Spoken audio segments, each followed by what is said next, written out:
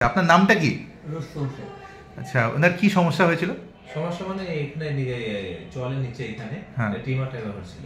আচ্ছা, ওটা ছুটিয়ে ক্যান্সার প্রমাণ হয়েছিল ওটা? হ্যাঁ, ক্যান্সার রোগ ধরা পড়েছিল? ওটা বায়োপসি করা হয়েছে, ওটা বায়োপসিতে, হ্যাঁ। বায়োপসি ধরা পড়েছিল। তো আপনারা কি তারপর কার কাছে চিকিৎসা করালেন? তারপর আমাদের একটা রিলেশনের লোক ছিল একটা, হ্যাঁ। এটা আপনার কাছে করেছে স্যার। আচ্ছা। তিনার থ্রুতে আমি ডাইরেক্ট আপনার কাছে এসেছি। আচ্ছা, তো আপনার যে জায়গায় টিউমার ছিল, চোয়াল কেটে বাদ দেওয়ার একটা খুব সম্ভাবনা বেশি ছিল যে হয়তো চোয়ালটা বাঁচানো যাবে না, কিন্তু তা সত্ত্বেও ওনার চোয়ালটা আমরা অর্ধেক কেটে অর্ধেকটা চোয়াল রেখে বাঁচিয়েছি, যার জন্য আপনার মানে কথা বলা, খাওয়ার চিবানো সেই সমস্যাটা কিছু নেই, সমস্যাটা এই মুহূর্তে নেই। এবং আমরা রিপোর্টে যা দেখতে পেলাম যে সম্পূর্ণ টিউমারটা বেরিয়ে গেছে এবং বুক বা পা থেকে আমাদের মাংস দিতে হয়নি, আমরা গালের মাংসটাকে দিয়েই ওই টিউমারের যে অংশটাকে ভরাট করে দিয়েছি।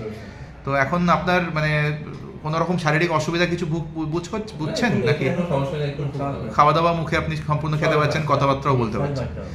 তো এই মানে মুখের ক্যান্সার লোকে খুব ভয় পায়, কারণ মুখের ক্যান্সার নিয়ে মানুষের যে একটা ভীতি আছে যে মুখের ক্যান্সার হয়েছে তার মানে মুখ চেহারা একদম নষ্ট হয়ে যাবে এবং চোয়ালটা পুরো বাদি হয়ে যাবে।